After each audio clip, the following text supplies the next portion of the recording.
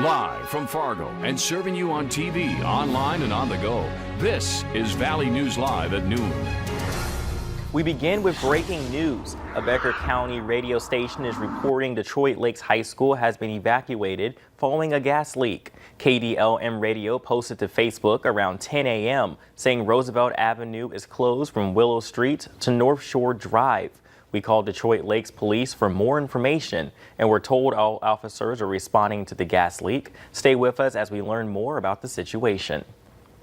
And new for you at noon, there is now a $10,000 reward being offered to help catch the suspects and recover stolen weapons. The ATF and the National Shooting Sports Foundation are each putting up $5,000 for information on the September 23rd burglary at the Rapid City, South Dakota gun shop that has area law enforcement concerned.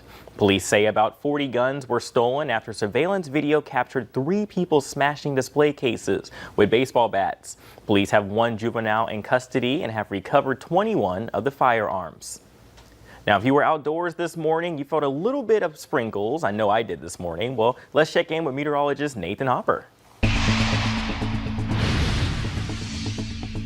Yeah, Brian, those sprinkles are gone for at least the time being, but the breeze is now with us. Look at our Dakota Magic Casino sky cam, seeing winds breezy out there, and just as we expected out of the northwest. Look at those flags flapping in the wind there in the Hankinson area, and with that, just seeing a few clouds out there. So may see some limited sunshine, but those clouds are thin at this point and no rainfall falling from these at this point. So that's good news for your outdoor plans, but look at these temperatures, 50s across Minnesota. We're already seeing some mid-60s in areas like Jamestown, Oaks, upper 60s in Gwinner, and our friends in Aberdeen just rolling into 71 degrees. So we are seeing that nice, pleasant weather just off toward the west of the metro, and I do expect pleasant temperatures to continue through this afternoon. But again, look at the winds. Northwest for pretty much everybody, just as we expected.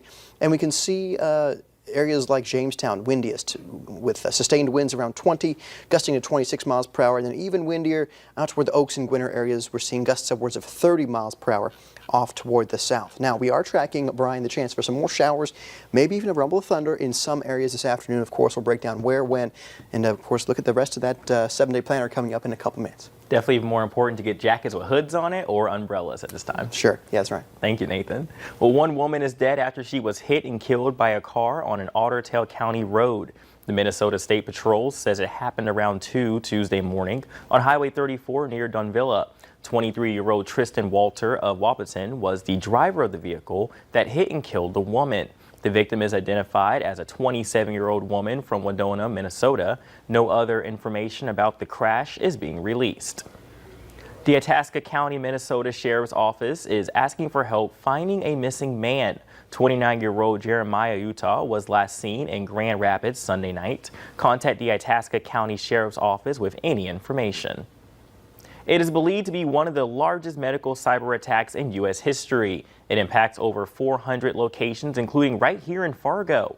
Computer systems for Universal Health Services started failing over the weekend. Sources are saying some hospitals have had to resort to filing patient information with pen and paper. That company also owns Prairie St. John's in downtown Fargo. Staff does want patients to know that their care will continue to be delivered safely and effectively. No patient or employee's data has been accessed, copied, or misused. And once we receive more information, we will update you through our VNL News app. Here are the latest COVID-19 numbers in the area. North Dakota is reporting 419 new cases in the state, along with 5 new deaths. Overall, 239 people have died in the state. In Minnesota, the state reports 817 new cases, along with 5 new deaths. 2,020 people have died in the state. The eyes of the nation turn to Case Western Reserve University in Cleveland, Ohio tonight. That's where President Trump and former Vice President Joe Biden will square off in a highly anticipated debate. CBS's Laura Podesta is there with details on what both candidates need to do to win. Tonight's presidential debate will look nothing like the debates of the past. Looking right at the camera here. With the coronavirus pandemic forcing organizers to limit the audience to fewer than 100 people. And President Trump and Joe Biden won't shake hands. Are you better off than you were 4 years ago? Both men will try to land that defining moment to sway voters, especially ones here in the swing state of Ohio. The economy. We have got to get the economy back on. Biden's message in the 2008 vice presidential debate is similar to the one he's using today. The middle class has gotten the short end. The wealthy have done very well. It may pack an additional punch after a New York Times report that President Trump paid just $750 in federal income taxes in 2016 and 2017. Meanwhile, Mr. Trump is remembered for his attacks on Hillary Clinton 4 years ago. Such a nasty woman. President Trump is expected to go after Biden's record and his family's overseas business dealings. In recent days, the president has accused the former vice president, without evidence, of taking performance-enhancing drugs. I'm willing to take a drug test. I think he should, too. Political science professor Karen Beckwith tells me Biden should focus on his own message. Name-calling and bullying is both ineffective for Trump's opponent, but I also suspect that the American people are getting fairly tired of that behavior. As many as 100 million people are expected to watch tonight's debate. Laura Podesta, CBS News, Cleveland. Tonight's debate is set to run 90 minutes, with 6 15-minute segments focused on the coronavirus pandemic. They include the economy, race and violence, the Biden and Trump records, the integrity of the elections, and the Supreme Court.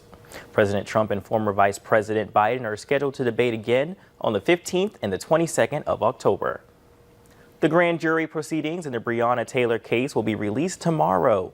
A recording of the grand jury will be made public after Kentucky's Attorney General Daniel Cameron agreed to comply with judge's ruling to release it. Despite the ruling, Cameron is concerned the release could hamper an ongoing federal investigation and lead to the poisoning of the jury pool. The grand jury ruled last week not to issue indictments on homicide charges against any of the 3 officers who fired their guns in a police raid that killed Taylor in March. Well, coming up at noon, retailers are pulling out all the stops to help customers with their holiday shopping. And the weather doesn't feel half bad at this noon hour, but is it nice enough to eat lunch outdoors? Weather up next with Nathan Hopper to plan your day.